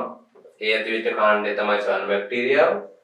ඒගොල්ලන්ගේ ක්‍රියාවලිය නිසා වායු ගෝලයට ඔක්සිජන් නිපදවෙනවා විශාල වශයෙන්.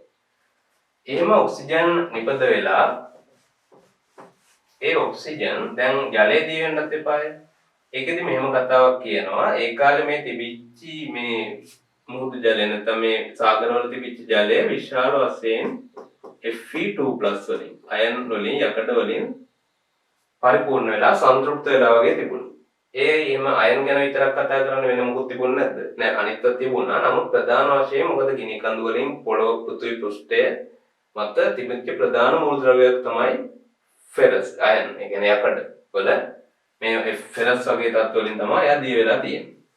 ඒ අනුව ඔක්සිජන් වායු ගෝලයට නිකුත් වීමත් එක්කලා සහ සාගරවල ඔක්සිජන් වැඩිපුර හැදෙන්න අර ගොල්ල මොකද වෙන්නේ? Fe3+ බවට පත් වෙලා අවක්ෂේප වෙන්න පටන් ගත්තා. ඔයගොල්ලෝ දන්නවනේ කෙමිස්ට්‍රි වල නේද? Fe2 ferric oxide මම හිතන්නේ ජලයේ අවක්ෂේපයක් විදිහට තමයි තියෙන්නේ. ඒක පොඩ්ඩක් හොයලා බලන්න කෙමිස්ට්‍රි වල එහෙම ආද. ඒතර අවක්ෂේප වෙන්න පටන් ගත්තා මේ ඔක්සිකරණය වීම නිසා. ඒතර ඒ අනුව ජලයට මොන වැඩිපුර දැන් ෆෙරස් ටික ඔක්කොම ඉවර වෙනවානේ. ඔක්සිජන් එක ක්‍රියා කරලා ඒ ටික ඔක්කොම අවක්ෂේප වුණායින් පස්සේ ආපහු තව නිදහස් වෙන ඔක්සිජන් ජලයේ දී වෙන්න පටන් ගත්තා. ඒ අනුව ජලය තුල ඔක්සිජන් සෑහෙන ප්‍රමාණයක් ඇති වුණා. ඒතකොට මේක හේතුවක් වුණා මොනවද? ජලය තුල ඔක්සිජන් භාවිත කරන්න පුළුවන් ජීවීන්ට ඇති වෙන්න පුළුවන් නේද? අරගොල්ලෝ දැන් මේ දක්වා හිටපු අය මෙයාලා නිර්වායු. ඒ කියන්නේ ප්‍රාග්නස්ටිකෝ ස්වායු නිර්වාය දෙකම ඉන්නවා. පොඩක් වෙලා නිර්වායුන් දැන් ඔක්සිජන් නැත්නම් අනිවාර්යෙන් ඒගොල්ලෝ නිර්වායු ජීවීන්. ඔක්සිජන් ජලය තුල දියවීම මොකක් වෙනවද? ගොඩක් ප්‍රයෝජනයක් වෙනවා ස්වායු ජීවීන් ඇතිවීම සඳහා. ඒකයි ඒක විශේෂයෙන් කියන්නේ ජලයේ ඔක්සිජන් දියවීම ගැන මේ ක්‍රියාවලිය ගැන. මෙන්න මේ කතා ටික ඕගොල්ලන්ට වැදගත් වෙනවා ප්‍රභා සංශ්ලේෂක ජීවීන් ඇතිවීම ගැන අවුරුදු ප්‍රමාණය ඊළඟට ඇතිවෙච්ච කාණ්ඩය එයාලා නිසා මොකක්ද උනේ වායු ගෝලයේ ඔක්සිකාරක වුණා ජලයේ ඔක්සිජන් විශාල වශයෙන් දිය වෙලා සන්තුෂ්ත වෙනකන් හොඳට මේ ඔක්සිජන් දිය වුණා. හරි. ඊළඟට සෝනස්ටික් මේ තියෙන බිලියන අවුරුදු බිලියන 1.8කට කලින් ප්‍රථම සෝනස්ටිකයන්ගේ නිර්මාණය වීම සිද්ධ වුණා කියනවා. සෝනස්ටික ජීවි. සෝනස්ටිකයෝ විදිහට මුලින්ම බිහි වුණේ ඒකසෛලික. තනි සෛලයකින් යුක්තය තමයි බිහි වුණේ මුලින්ම දැන් ප්‍රාග්නස්ටිකයෝ නෙටි ඒගොල්ලන්ගේම තියෙනවා. ප්‍රාග්නස්ටිකයෙන් තමයි සෝනස්ටිකයෝ බිහි වුණේ. සෝනස්ටිකයෝ කියපුවම ප්‍රධානම ඒගොල්ලන්ගේ සෝනස්ටිකයෝ වෙන්න නම් අපි ගන්න ලක්ෂණය මොකද්ද? ප්‍රවේණික ද්‍රව්‍ය න්‍යෂ්ටියකින් ආවරණය වෙලා තිබීම. ඔක තමයි සෝනස්ටිකයක් වෙන්න නම් එයාට තියෙන්න ඕන ප්‍රධානම ලක්ෂණය නේද? එහෙනම් මුලින්ම සෝනස්ටිකයෝ කියලා මෙහෙම જાතියක් ඇති වෙන්න හේතුනේ න්‍යෂ්ටිය නේ. න්‍යෂ්ටිය පේන්න පටන් ගැනීම. සෝනස්ටිකයි කියන්නේ ඒකනේ. එතකොට මේගොල්ලෝ ගොඩක් වෙලාට මුලින්ම ඇති වෙච්ච කට්ටිය ප්‍රාග්නස්ටිකෙන්ගෙන් තමයි ඒගොල්ලෝ ඇති වුනේ. මේගොල්ලෝ ඒකසෛලික ජීවීන් වෙනවා. මුලින්ම ඇති වෙච්ච සෝනස්ටිකෝ ඒකසෛලිකයි. අපි දන්නවනේ එහෙම දැනටත් ඉන්නවනේ ඒකසෛලික. දැන් කෙනෙකුට හිතන්න පුළුවන් සෝනස්ටිකෝ ඒකසෛලික නැහැ නේ. ඔක්කොම බහුසෛලික නැහැ. සෝනස්ටිකෝ ඉන්න ඒකසෛලිකයි අමීබායි. ඒතර ප්‍රොටිස්ටා වගේ ජීවීන් මුලින්ම ඇති වුණා. ඊට පස්සේ මේගොල්ලන්ට කියනවා මේ මුල් කාලේ ඇතිවෙච්ච ආදි කාලේ ඇතිවෙච්ච සෝනස්ටිකෙන්ට හොඳ පරිණාමික වේගයක් තිබුණා කියලා. ඒ කියන්නේ මේගොල්ලෝ ඉතා ඉක්මනින් පරිණාමය වෙනවා. ප්‍රාග්නස්ටිකෙන්ටත් සාපේක්ෂව මේගොල්ලන්ගේ පරිණාමය ශීඝ්‍රතාවය ගොඩක් වැඩි. ඒ කියන්නේ ගොඩාක් පැති වලට බෙදි යන්න ඒගොල්ලන්ට ඒ කියන්නේ බෙදි යනවා කියන්නේ සෛල ගන්න වැඩි වෙනව නෙමෙයි. විවිධ මාර්ග ඔස්සේ තමන්ගේ ප්‍රජාව පරිණාමය කරන්න මේගොල්ලන්ට හැකියාව තිබුණා කියනවා. ප්‍රාග්නස්ටිකෙන්ටත් වඩා. ඒක අපිට පේනවා ඒක අපිට පිළිගන්න වෙනවා මොකද දැන් ප්‍රාග්නස්ටික ජීවීන් කියපුවාම ඒගොල්ලෝ ගොඩාක් කාලයකට කලින් ඇති වුණේ අවුරුදු බිලියන නේද 3.5කට විතර කලින් බිහි වුණේ. හැබැයි ඒගොල්ලෝ තාමත් මේ විදියනේ. ලොකු වෙනසක් වෙලා නැහැනේ. දැන් අපි ගන්න බැක්ටීරියා වගේ වුණත් එයාලගේ නැස්ටි පටලයක් නැහැ. ඊට පස්සේ එහෙමනේ තියෙන්නේ. නමුත් සෝනස්ටිකෝ බිහි වුණේම මෙච්චර කාලයකට කලින්. හැබැයි අද වෙනකොට සෝනස්ටිකයන්ගේ තත්ත්වය කොහොමද? ඒගොල්ලෝ මුළු භූමිය ආක්‍රමණය කළා විශාල ජීවීන් බාටපත් වෙලා අවයව පද්ධතිය ඇතුව එහෙම ඉන්නවනේ. එහෙනම් ඒකට හේතුවක් වෙන්න ඇති ওই පරිණාමිකව ඒගොල්ලන්ගේ ගොඩක් ශීඝ්‍රතාවය වැඩි වීම. හරි. ඔය කතා ටික තමයි සූනස්ටිකයන්ගේ ඇතිවීමට අදාළව ඔයගොල්ලෝ දැනගන්න ඕනේ. මුලින්ම ඇති වෙච්ච සූනස්ටික විදියට අපිට ගන්න පුළුවන් ප්‍රොටිස්ටා වංශිකයෝ.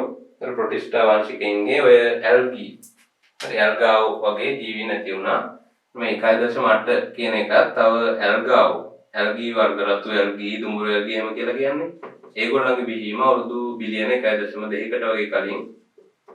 මෙන්න මේ ප්‍රධාන දේවල් ටික මම මේ බෝඩේ පැත්තෙන් ලියලා තියෙන මේ ප්‍රධාන අවස්ථා ටික. ඔය ටිකවත් මේ මුල් ඒවායිම අනිවාර්යයෙන් මතක තියෙන්න ඕනේ.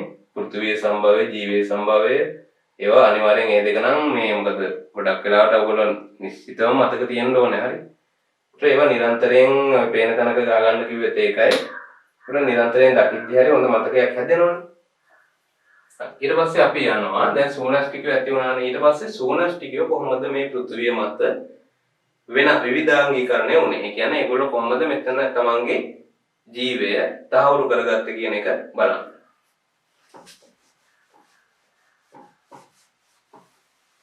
ඒ ටිකක් දැන් මම කරනවා ඒක ලොකුට අවශ්‍ය වෙන්නේ නැහැ. දැන් අපි ගොඩක් ඉස්සරහට ඇවිල්ලා තියෙන්නේ පෘථිවිය සම්භවය වෙලා. දැන් සූනස්ටිකයෝ ඔය විදිහට සම්භවය වුණා. ඊට පස්සේ ඒගොල්ලෝ දැන් පෘථිවිය මත තමන්ගේ ජීවය තහවුරු කරගන්න එපායි. ඒ අනුව ඒගොල්ලෝ ගොඩක් පාරවල් ඔස්සේ නැත්නම් ගොඩක් මාර්ග ඔස්සේ ඒගොල්ලන්ගේ දියුණුව අපිට බලන්න පුළුවන් මේ විදිහට. දැන් සූනස්ටිකයෝ කිව්වම ඒකට අයිති වෙනවා කාණ්ඩ හතරක් ප්‍රධාන වශයෙන්. ප්‍රොටිස්ටාව ඊට පස්සේ ෆංගා කියන්නේ දිලීර වර්ග, ශාක, සතුන්. මේකදී ගත්තාම ප්‍රධාන වශයෙන් සත්ත්ව කියන කට්ටිය සතුන් මුලින්ම ඇති උනේ මෙතන මිලියන් ඉයර්ස්. ඒ කියන්නේ අවුරුදු මිලියන දැන් බිලියන වලින් මිලියන වලට එනවා. මිලියන් ඉයර්ස් වලින් ගත්තාම මිලියන 700කට පමණ පෙර වගේ තමයි බොහෝ සත්ත්ව කාණ්ඩ වල බිහිවීම සිද්ධ වුනේ. හරි. අවුරුදු මිලියන 700කට. හරි. දැන් බිලියන කතාව ඉවරයි. මේ සත්ත්ව කාණ්ඩ මුලින්ම ඇති වෙච්ච සත්ත්ව කාණ්ඩ මොනවද?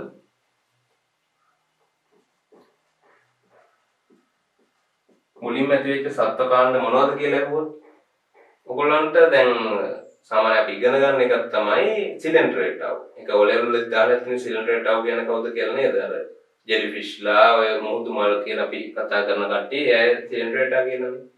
ඊටත් කලින් බිහි වෙච්ච සතුන් කාණ්ඩ හිටියා මෙන්න මේ වගේ. පොරිෆෙරා සහ ස්පොන්ජි. ඒගොල්ලෝ ගොඩක් සරල ව්‍යුහයක් දරන සතුන්. දැන් ඔය මූදේ ගත්තාම ඔහම ඉන්නවා.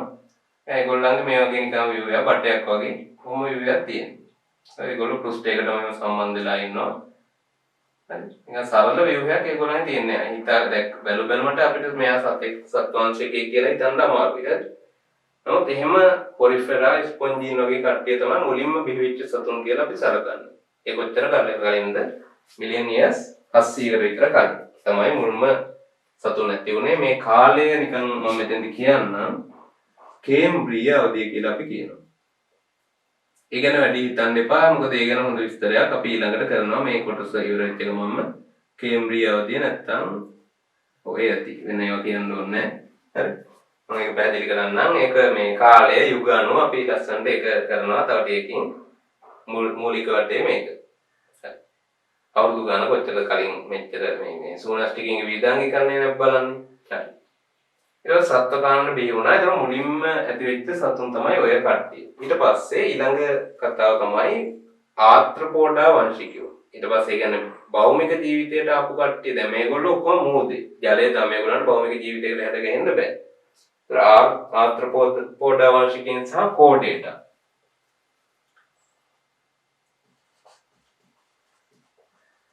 ඒගොල්ලෝ මුලින්ම ඇති වුණේ නැත්නම් මේ පටන් ගත්තේ මිලියන් ඉයර්ස් 670ක්. මේකට මම දාලා තියෙනවා 670ක් මිලියන් ඉයර්ස්. ඔය කියන්නේ අවුරුදු මිලියන 670 විතර කලින් තමයි ආත්‍රපෝඩා වංශිකයන්ගේ මුල් කට්ටිය සහ කෝඩේටාවන්ගේ මුල් අය බිහි වුණේ. එතකොට ඒක ආත්‍රපෝඩා කට්ටියගේ කවුද ඉන්නේ මුලින්ම? ප්‍රධාන වශයෙන් අපි කියනවා ක්‍රුමීන් හා මේකත් ඔයගොල්ලෝ දැනගන්න විභාගවලදී ඔය වගේ තැන් එන්න පුළුවන්. මකුළුවන්.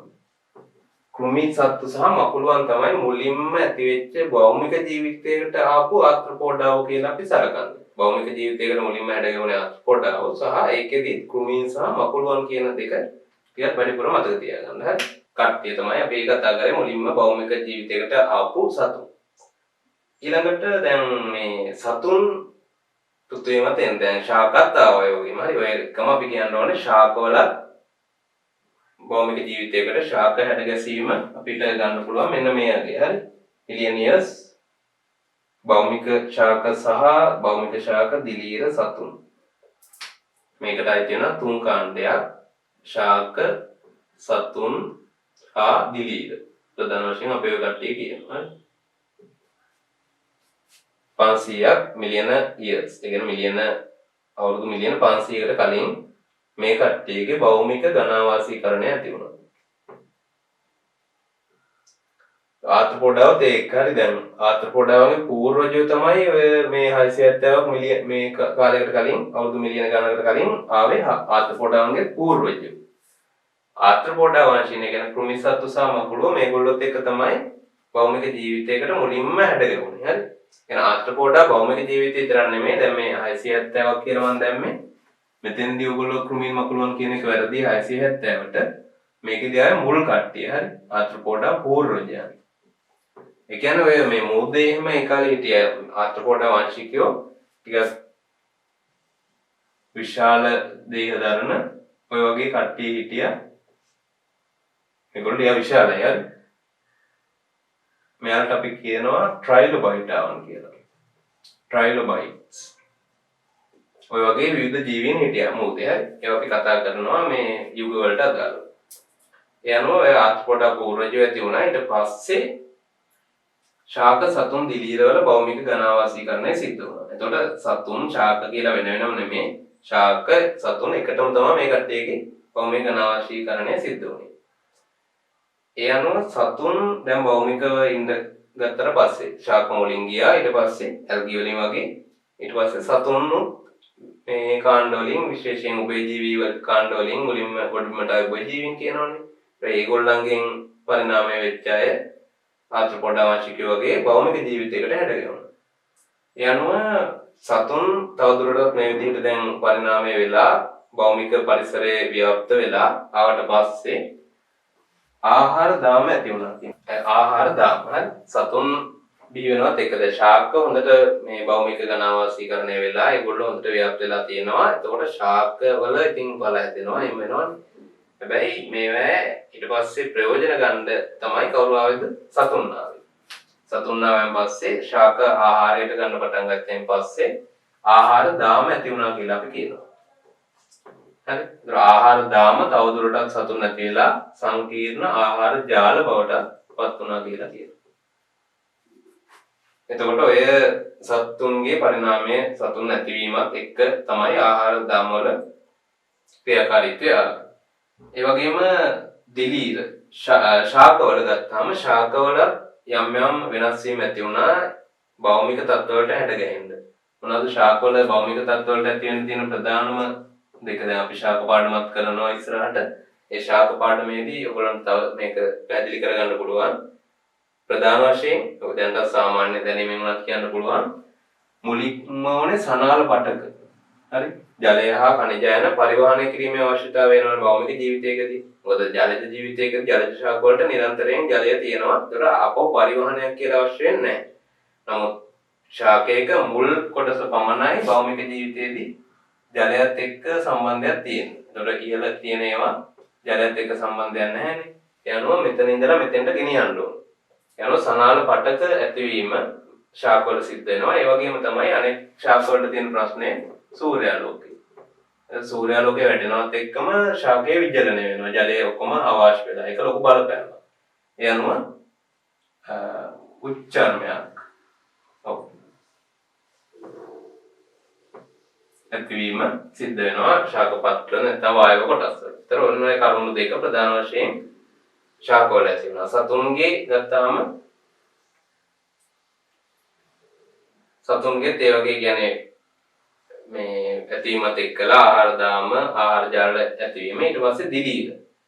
දිලීර ගත්තම දිලීර ගොඩක් වෙලාවට ශාකත් එක්ක අන්තර්ක්‍රියා කරමින් තමයි හිටියේ කියලා කියනවා. දිලීර සහ ශාක අන්තර්ක්‍රියා කරමින් තමයි එයාලගේ භෞමික ජීවිතය තවදුරටත් තහවුරු කරගත්තේ කියන එක ඔයගොල්ලෝ සඳහන් කරන්න ඕනේ. ඔය ටික තමයි ප්‍රධාන වශයෙන්. එතකොට මුලින්ම ඇති වෙච්ච කට්ටියක් කියවනේ ආර්ථ්‍රෝපෝඩා පූර්වජව තමයි 670ක් අවුරුදු මිලියන 670කට කලින් ඇති වුණේ.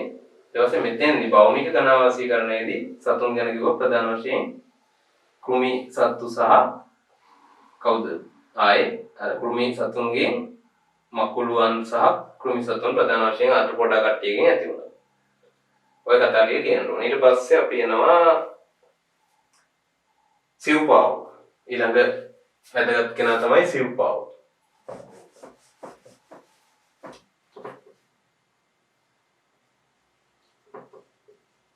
සිව්පාවන් ඇති වුණේ ප්‍රධාන වශයෙන් කාලය ගත්තාම සිව්පාව ඇති වෙන්න ගත්තෝ 365කට ඒක මම මෙතන දාලා නැහැ. මිලියන් ඉයර්ස් 365 කලින් තමයි සිව්පාව බිහි වුණේ කකුල් හතරේ කට්ටිය. මේගොල්ලන්ගෙන් කියනවා මුලින්ම මේගොල්ලෝ ඇති වුණේ ඛණ්ඩිකීය වරල්. වරල් සහිත මත්ස්‍යයන්ගෙන්. මොන වරල්ද? ඛණ්ඩිකීය වරල්. ඒ කියන්නේ මත්ස්‍යයෝ ඉන්නවා. දැන් මෝදේ ඉන්න මත්ස්‍යයන්ගේ සාමාන්‍ය වරලක් ගත්තාම මෙහෙම. නමුත් සමහර මත්ස්‍යයන් ඉන්නවා. ඒ කාලේ ඇති වෙච්ච මත්ස්‍යයන් හිටියා. මෙහෙම තියෙනවා. ඒකේ ඛණ්ඩිකා තියෙනවා. හරි නිකන් අත් වගේ හරි. ප්‍රධාන වශයෙන් මේ වරල් ඊට පස්සේ පසුපසත් ඒ වගේ තියෙනවා ඛණ්ඩිකීය. ඒ මාළු ඒතොර ඇවිදගෙන යන්නේ නැහැ. දැන් එහෙම මාළු සමහර අයට හිටියා. ඒ කියන්නේ ඒගොල්ලන්ට පුළුවන් ජලයේ පිහිනගෙන යනවා වගේම ජල පෘෂ්ඨය මත නිකන් අර ඇවිදිනවා වගේ ක්‍රියාවලියක් කරන්නත් ඒකට ඇත්තටම හැකියාවක් තියෙනවා. ඒ ඛණ්ඩිකීය වරල් භාවිතා කරලා. මෙන්න මේ කියන ඛණ්ඩිකීය වරල් සහිත මත්ස්‍යෝ තමයි මුලින්ම ජලජ පරිසර වලින් මුලින්ම ගොඩබිමට ආවේ කියලා කියනවා. ඒතර මේ සත්තුන්ගෙන් තමයි මුලින්ම සිව්පාව. ඛණ්ඩිකීය වරල් සහිත මත්ස්‍යයන්ගෙන් තමයි සිව්පාව බිහි වුණේ කියන එක දැනට තියෙන සාක්ෂිය. ඒ විදිහට සිව්පාව බිහි වුණා. සිව්පාවන්ගෙන් තව දියුණු වෙලා තමයි මානව විශේෂයක් ඇති වුණේ. ඒ මානව විශේෂය ඇති වෙන්න අපි ගන්න අවුරුදු ගාන තමයි 1,95,000. ඒතර ගොඩක් මෑත කාලෙදී ඒවට පේනවා දැන් ජීවේ බිහි වුණේ බිලියන අවුරුදු බිලියන 3.5කට කලින් මානව බිහිලා තියෙන ගොඩක් මෑත කාලෙදී යනවා. ඒ දේවල් ටික තමයි ඔයගොල්ලෝ එතෙන්දි දැනගන්න ඕනේ. ඒකට ඒකට අදාළව නෝට් එකක් මම හදලා ටිකක් පිළිවෙලට පොයින්ට්ස් ටිකක් විදියට නෝට් එක මම දාලා තියෙනවා. ඒකත් බලා ගන්න පාඩම් කරන්න පුරා ලේසි වෙයි. හරි. ඔය කරුණු ටිකත් එක්ක. හරි. ඊළඟට අපි තවදුරටත් මේ කරුණු පැහැදිලි වෙයි ඔයගොල්ලන්ට. අර කිව්ව KMBA එකටත් එක්කලා යුග පරිණාමික යුග ගැන පොඩ්ඩක් අවධානය ගමු. මේ ටික හරි. ඒ වගේට ලුවන් නැහැ. මේ ටික ගොඩක් වෙලාවට රචනා ප්‍රශ්නයකට වඩා වැදගත් වෙන්නේ MCQs වලට. ප්‍රධාන වැදගත්කම MCQs වලට දැනට ඔය කතා කරපු ඔක්කොම ටික.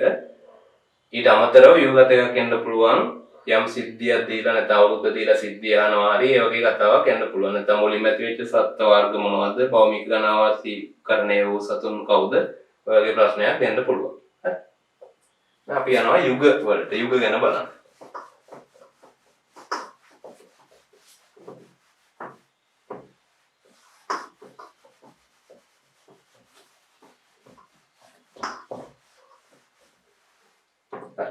දැන් පෘථුවියේ මුලින් ඔය පෘථුවිය ආරම්භයේ ඉඳලා ගත්තාම අපිට පුළුවන් මේ කාල පරිච්ඡේද අපේ ඉගෙන ගැනීමේ පහසුව තේරුම් ගැනීමේ පහසුව සඳහා පෘථුවිය ආරම්භයේ ඉඳලා අද වනතේ කාලය අපි බෙදනවා යුග වලට. හරි. ප්‍රධාන වශයෙන් නැත්නම් අපි ඒවට කියනවා මේ ඉයෝන කියලා.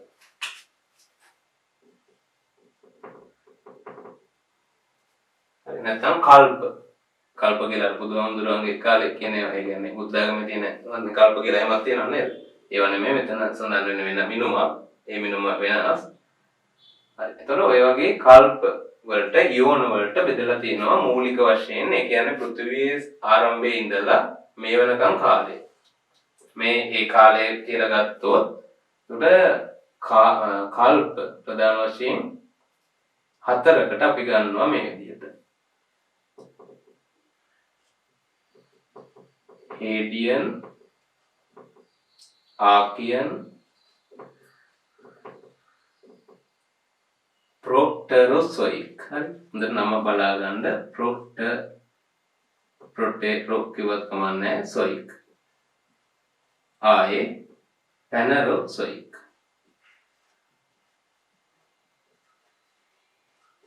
මෙන්න මේ විදිහට කල්ප හතරක් නැත්නම් ඉයෝන හතරකට අපි එදා ඉඳලා මේ පෘථිවිය සම්භවය හරි බිලියන් ඉයර්ස් 4.5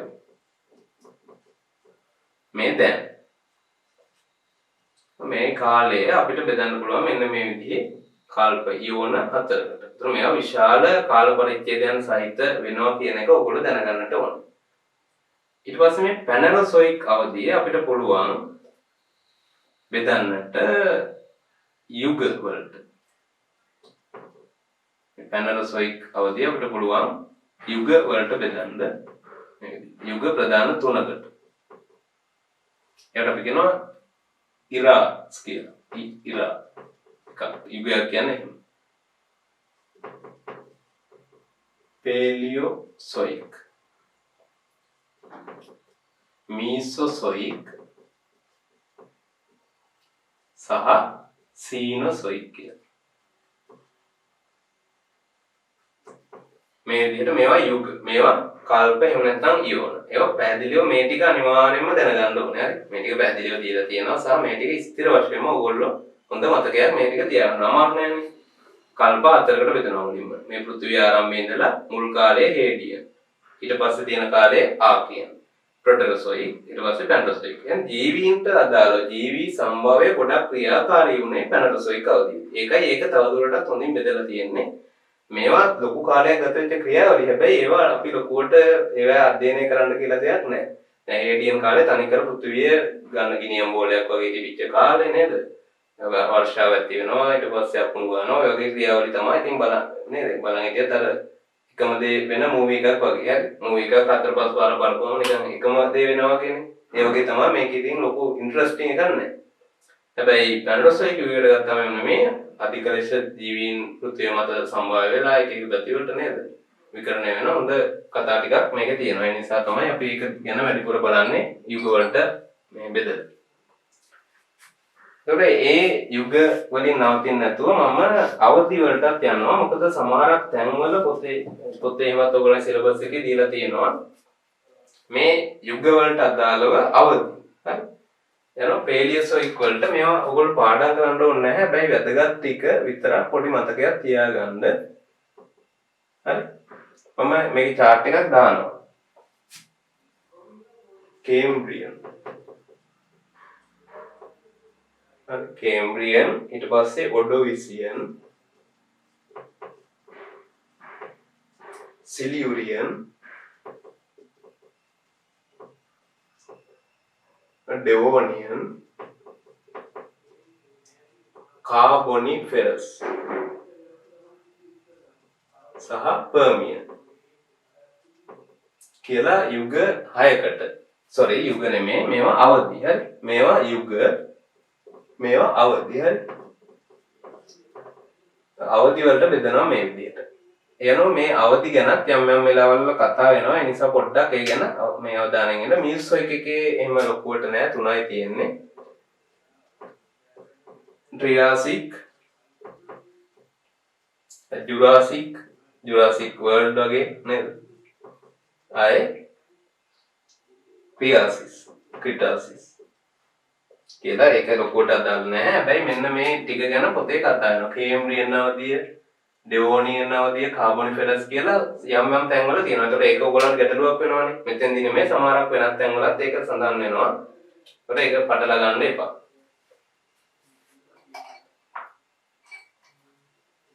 හරි. ඊට පස්සේ අපිට තියෙන්නේ මෙන්න මේ කාලයන් ගැන නැත්නම් යුගවලදී වෙච්ච සිදුවීම් පමණයි. හරි. මේවාදී වෙන වෙනම අපි මේවා ඉගෙන ගන්න ඕනේ නැහැ. මේ ටික නිකන් ලිව්වේ පේලියොසොයික් මේ යුගය අපි බෙදන අවධි ටික තමයි ඔය තියෙන්නේ. හරි. මේකේ ලස්සන මේ chart එක මම දාලා තියෙනවා image එකක්. ඒකත් ඔයගොල්ලන්ට link එකකින් ගන්න පුළුවන්. ඒකත් එක්ක බලන්න. ඊළඟට අර videos තියෙනවා, ලස්සන videos තියෙනවා පෘථිවිය සම්භවයේ ඉඳලා ඊට පස්සේ ජීවීන් දක්වා පරිණාමය වුණේ කොහොමද කියලා animation හොඳට දාපු videos තියෙනවා. ඒවැය මම එක link එකක් දාන්නම්. YouTube එකේ ගිහිල්ලා ඒවා වෙන වෙන වීඩියෝස් බලන්න එපා. ඒවට නේද? ඒවට මේ ගොඩක් අය යොමු වෙන්නේ. මේ අවශ්‍ය දේ මම දාලා තියෙනවා. ඒක බලන්න. තව ඒක අදාළව පෘථිවි සම්භවයට අදාළව ලස්සන වීඩියෝස් තියෙනවා. ඒවත් පාවිච්චි කරන්න. හරි. පේලියෝසොයික් යුගයේදී ප්‍රධාන වශයෙන් වෙච්ච සිදුවීම් ටිකක් තියෙනවා. දැන් මේ මාළිය අවදිනේ. ඊට පස්සේ මම ගන්නවා මේ සිදුවීම් ටික වෙන වෙනම පොඩ්ඩක් අපි බලමු විශේෂයෙන් කොහොමද මේකේ මේ සිදුවීම් උනේ කියලා. මේකේ ප්‍රධාන වශයෙන් තමයි ගන්න සිදුවීමක් තමයි ශාකවල. හරි සනාල ශාකවල විවිධාංගීකරණය. සනාල ශාකවල විවිධාංගීකරණය සිදු වෙනවා. ප්‍රධාන වශයෙන් වෙච්ච එකක් තමයි ඒක. සනාල ශාකවල විවිධාංගීකරණය වීම. ඊට පස්සේ ආපහු මේ කාලෙදී ප්‍රමුඛ වෙලා හිටපු කට්ටියක් තමයි උභයජීවී. උභයජීවීන් මේ කාලෙදී ගොඩක් අපිට දකින්න පුළුවන් තත්ත්වයක් හිටියා. ඒතර උභයජීවීන් කියලා කියන්නේ මේ කොඩේට આવන්නේ. ඊට කලින් ඒ කියන්නේ අපෘෂ්ඨවංශී වර්ග ගොඩක් මේ කාලේ හිටියා. ඒක හරි. අපෘෂ්ඨවංශී ජීවීන්. මේ කට්ටිය ගොඩක් ඒ කියන්නේ මම මේ උඩින් ලිව්ව කට්ටිය හොඳට ඒ කියන්නේ ව්‍යාප්ත වෙලා හිටපු කට්ටිය. ඊළඟට යම් ජීවිකාණ්ඩ කිහිපයක් අලුතින් බිහිවීම මෙතෙන්දී අපි කතා කරනවා. ඒක පොඩ්ඩක් ඔයගොල්ලෝ වෙනම දැනගන්න ඕනේ. වෙනම එක ලිස්ට් එකක් විදිහට තියාගත්තාම බිහි වුණේ කවුද කියන එක පහසුයි. ඒකෙදී මුලින්ම සිව්පාවුන්, කෘමීන් වගේ කට්ටිය අපහු උරගයින්, බීජ ශාක වගේ දේවල් උරගයින් ඊට බීජ ශාක මෙන්න මෙයාලගේ බිහිවීම අලුතින් ආරම්භ වීම සිද්ධ වුණා. ඒ කියන්නේ මේගොල්ලෝ ව්‍යාප්ත වීමක් නෙමෙයි සිද්ධ වුණේ මේගොල්ලන්ගේ ආරම්භය. හරි. අර මම කිව්වේ කණ්ඩිකී වරල සහිත මත්ස්‍යයන් කියන කලින් සිව්පාවෝ කියලා. ඒතකොට ඒගොල්ලන්ගෙන් යම් තාක් දුරකට කොට මෙවට ඇවිල්ලා ටිකක් අනුවර්තන වෙමින් ඉන්න කාලේ තමයි මේ පේලියෝසොයික් යුගය. ඊළඟට අර කට්ටියම නෙමෙයි සනාල ශාක වගේ ගත්තාම බීජ ශාක වගේ නෙමෙයි. ඒ සනාල ශාකයි බීජ ශාකයි කියන්නේ දෙක. බීජ ශාක කියන්නේ ඔය දැනට තියෙන ආවෘත බීජ ශාක වලට කලින්. ඒ කියන්නේ විවෘත බීජක ශාකනේ. ඊට කලින් සනාල ශාක වුණ තරම් තියෙනවා. මීවන වර්ගෙම. ඒවැ හොඳ ව්‍යාප්තියක් මේ කාලේ අපිට දකින්න පුළුවන් වුණා පේලියෝසොයික් අවධියේ. සනාල ශාක වල. බීජ ශාක අලුතින් ආරම්භ වීම ඇති වුණා. පටන් ගන්න මේගොල්ලන්ගේ. ඊළඟට උභයජීවීන් විශේෂයෙන්ම ඇති වුණා කියනවා. මෙන්න මේ අවධිය තියෙනවානේ. මේ කාබොනිෆෙරස් අවධිය අපි නම් කරන්නෙම උභයජීවීන්ගේ යුගය කියලා. Age of Amphibians.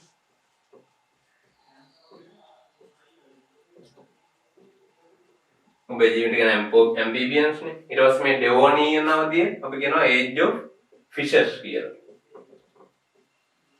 මාළුන්ගේ අවධිය. හරි. ඒතර එහෙමත් කියනවා. ඒ කියන්නේ ඒගොල්ලෝ ගොඩක් ව්‍යාප්ත වෙලා හිටියා. ඒ කියන්නේ පෘථිවියේ ආක්‍රමණය කරගෙන වගේ හිටියේ ඒ කාලෙදී ඔය කට්ටිය. ඒකයි එහෙම කියන්නේ. ඒගොල්ලන්ගේ යුගය.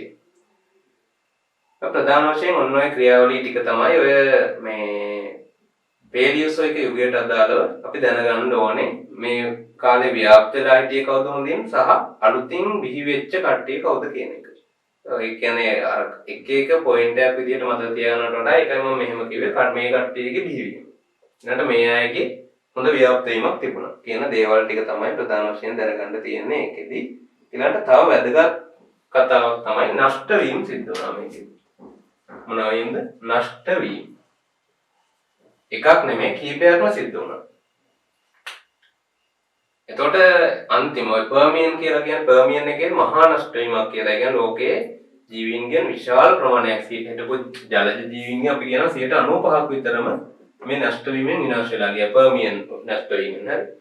ඒකට හේතුනේ ජලයේ මුහුදේ ඇතිවෙච්ච යම් කිසි තත්ත්වයක් විවිධ ඒ කියන්නේ මත ප්‍රකාශ කරනවා ලොකු සුනාමියක් වගේ ඇති වෙලා එහෙම පෘථිවියේ අභ්‍යන්තරයේ සිදුවෙච්ච ක්‍රියාවලියක් මගින් එහෙම කියලා කියනවා. අම්ලවැසි කියලා කියනවා. ඉතින් ඔය ඔක්කොම එකතුවෙන් හරි කොහොම හරි ප්‍රධාන වශයෙන් ජලයත් කේන්ද්‍ර කරගෙන තමයි ඔය පර්මියන් නෂ්ට වීම සිද්ධ වුනේ. ඒකෙන් මේ මෙච්චර ප්‍රමාණයක් ජලයේ හිටපු විශාල ජීවීන් අපෘෂ්ඨවංශී කට්ටිය ඊට පස්සේ මත්ස්‍යයන් කට්ටිය ගොඩක් විනාශ වෙලා ගියා කියනවා. එතකොට ඊට පස්සේ නෂ්ට වීම කතාවක් කියන්න ඕනේ. මෙතෙන්දී විශාල නෂ්ට වීම මගින් ජීවීන් විනාශ වුණා කියලා. ඊළඟට අපි යනවා මීසොසොයික් යුගය. මේ යුගය අපි නම් කරනවා ඒජ් කියපුවම වගේ ඒජ් ඔෆ් රෙප්ටිලියන්ස්. උරගයන්ගේ යුගය. ඔයගොල්ලෝ ගොඩක් ආසා කරන ඔය ඩයිනෝසර්ස්ලාත් එහෙම හිටියේ මේ කාලෙදී. ඒත් ඩයිනෝසර්ස්ලාගේ කියන්නේ උරගයන්ගේ ඩයිනෝසරෙන් පෘථිවිය මත පරිණාමය නැත්නම් විකිරණය කියලා අපි කියනවා. විකිරණ නෙමෙයි හරි විකිරණ. ඒ කියන්නේ ජීවීන් හොඳින් ව්‍යාප්ත වෙලා යම්කිසි භූමියක ජීවීන් විවිධ තමන්ගේ මාර්ගයන් ඔස්සේ පරිණාමය වෙලා හොඳින් ව්‍යාප්ත වෙලා ඒ භූමිය තහවුරු වීම තමයි විකිරණය කියලා කියන්නේ. බිහිවීම නෙමෙයි. බිහිවීම හා විකිරණය. ඒතකොට බිහි වෙනවා බිහි වෙලා තවදුරටත් ඒගොල්ලෝ හොඳට ව්‍යාප්ත වෙනවා කියන කතාව තමයි විකිරණය කියලා කියන්නේ. මේකදී කියනවා උරගයන්ගේ විකිරණය සිද්ධ වුණා. ඩයිනෝසරයන්ගේ පරිණාමය සිද්ධ වුණා. ඒ වගේම තමයි මේකෙදී මීසොසොයිකුගේ අවසානයේ තමයි ඩයිනෝසරයන්ගේ මහා නෂ්ට වීම සිද්ධ වෙන්නේ. හරි. ඒගොල්ලන්ගේ නෂ්ට වීම සිද්ධ වෙනවා. ඔයගොල්ලෝ ඒක ගැන කතා අහලා ඇති. අර උල්කාවක් ඇවිල්ලා පෘථිවිය ගැටිලා විශාල දූවිලි වලාවකින් පෘථිවිය වැහිලා ගිහිල්ලා ඊට පස්සේ ඒගොල්ලන්ට ආහාර වල ප්‍රශ්නයක් ඇති වීම නිසා තමයි මොනවා වුනේද? ඩයිනෝසරයා විනාශ වෙලා ගියේ. මුලින් ශාක භක්ෂක කට්ටිය නැති වුණා. ඊට පස්සේ අරගොල්ලෝ නැති වුණා. ඔය දූවිලි වලාව මාස ගාණක් several months තිබ්බ දූවිලි වලාවක් කියලා කියනවා. හරි. එතකොට ඒකෙදි ප්‍රධාන වශයෙන්ම ඔයගොල්ලෝ දැනගන්න ඕනේ කියන්න ඕනේ දේවල් ටික තමයි උරගයින් මේ කාලෙදි ප්‍රමුඛ වෙලා හිටියා. ඒ වගේම ඩයිනෝසරයින්ගේ හොඳ ව්‍යාප්තියක් තිබුණා. ඒ වගේම මෙතෙන්දී අලුතින් ඇතිවෙච්ච කට්ටිය විදිහට අපි සඳහන් කරනවා